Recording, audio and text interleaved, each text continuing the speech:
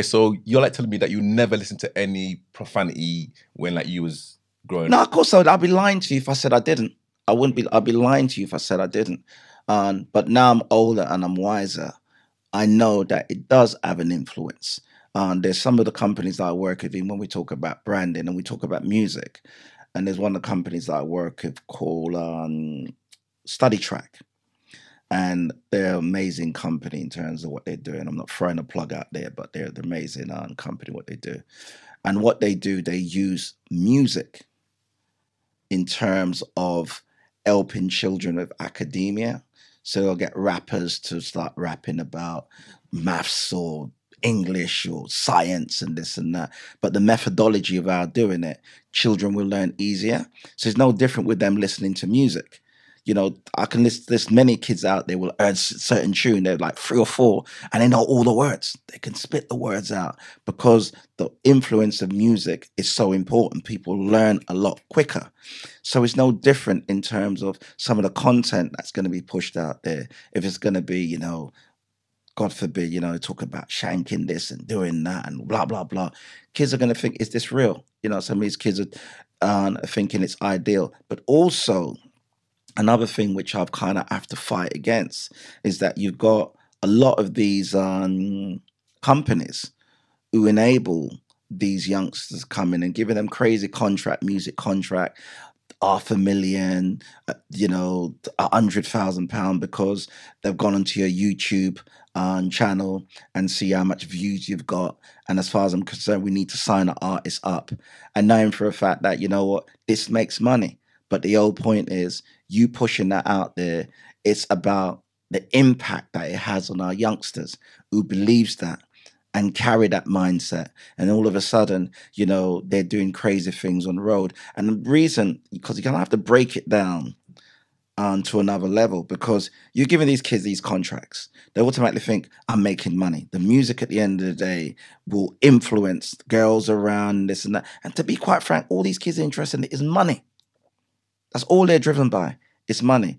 And if I'm going to be there pushing this track, and this track is going to give me the fame and the fortune and the money, they don't care about what content they push out.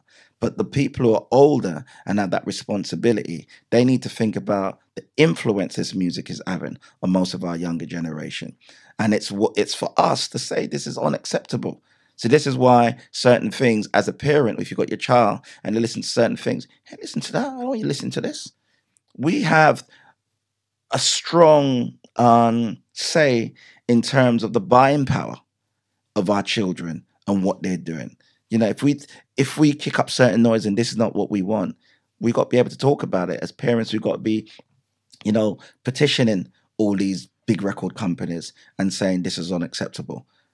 Kids talking about shanking, the degradement of what they do to women, talk about women and so forth. No, those things are not on. So I think at the end of the day, wherever we got that voice, we need to be vocal because it does have a major impact on our children. On a positive note, artists like Skepta, Jamie, Stormzy and Dave, I can put them in like the bracket. They are like promoting Black excellence. Correct. In being independent, doing it on your own.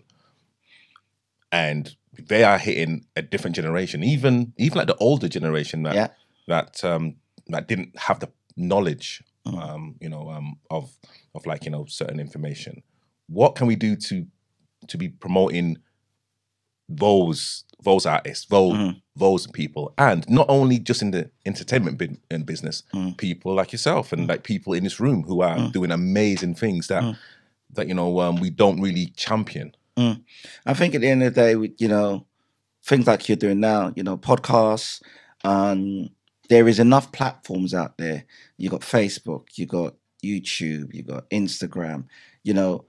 These are free platforms for us to utilize the skill sets that we have and push things out there. Going back to you, Tabriz, and I've just, as I said to you, truly humbled by some of the stuff that you're doing, the amateur football stuff. You've utilized those platforms to get that message out there. So the thing is, we didn't have those tools when we were younger. You know, people were giving out, you know, little flyers to this rave and that, and it was just CDs. word of mouth and CDs. This that you now have a digital platform to be able to utilize and push good content that's out there. It doesn't have to always be negativity, because people think that negativity sells. And I know when you're working with big record companies, as far as they're concerned, they don't want to hear the cultural music, they don't want to hear the empowering music, but it doesn't stop, you know, people like Ye, people like Stormzy, who's out there doing their things and said, I don't want to have profanity if I don't want to use that. At the end of the day, there are artists out there, you know, there's some artists going to be still trying to do balance, you know, we'll still do the grime music for that audience, or do something completely different. You know, it's down to us in terms of utilizing a platform and talking about black excellence and talking about the things that the children are doing, because the media has a responsibility. And I've seen it through other work that I've been doing, that the negative connotations of what young black boys are doing, and you know, it's a knife culture, and this poverty is poverty. You know, crime is crime. You can move to certain parts around in England, and you know the knife crime is happening. White boys are killing white boys. Black guys are killing black guys. Afghan, whatever culture it is, it's just crime and it's poverty and it's happening. So we need to break down that narrative that at the end of the day, all black guys are doing is killing each other, because there's some amazing young people out there that's doing phenomenal work. And if you look at the percentage in terms of the crime, it's a really small percentage, but the media, you know, put a magnifying glass on that sector, and that's what they constantly push. You know, I do this, as I said, the community work, and most of the time is if they ever want to interview on our organization or organizations that's in the local community, it's all about, oh, another kid has died. Oh, can we do an interview on knife crime? And I'm tired of it. I'm tired of it. And the whole point is we need to be talking about the great work that people are doing in the community. It's an amazing art organization I work with. They're doing some splendid work even before we started.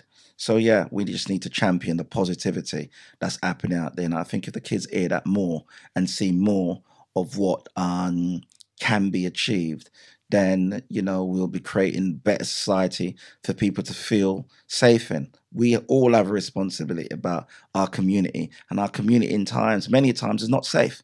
Our kids are not safe. Our women are not safe when they're walking on the road. All of these things we need to address, and other issues that we need to address as well. Even when I keep on going on about the early intervention, is the way we talk to our children, even as men, and the negative connotations that may be used the way we talk to young kids or young boys, and oh, you got to man up and stop being a girl, and all those things are negative words that you're putting out there. At the end of the day, it's just, you know, they've got to understand the balance of how you talk to girls, how our fathers talk to their mothers or their partners, because as I said to you earlier, it's about learnt behavior. And if children see certain things and they believe that this is acceptable, then that's exactly what they're going to do. If they're seeing certain things through social media and the language and the tone and this and that, they're going to think it's acceptable because that's what they see. And until we kind of start tackling these things, then nothing really changes. But we all have a responsibility. Like I said, it takes a village to train a child.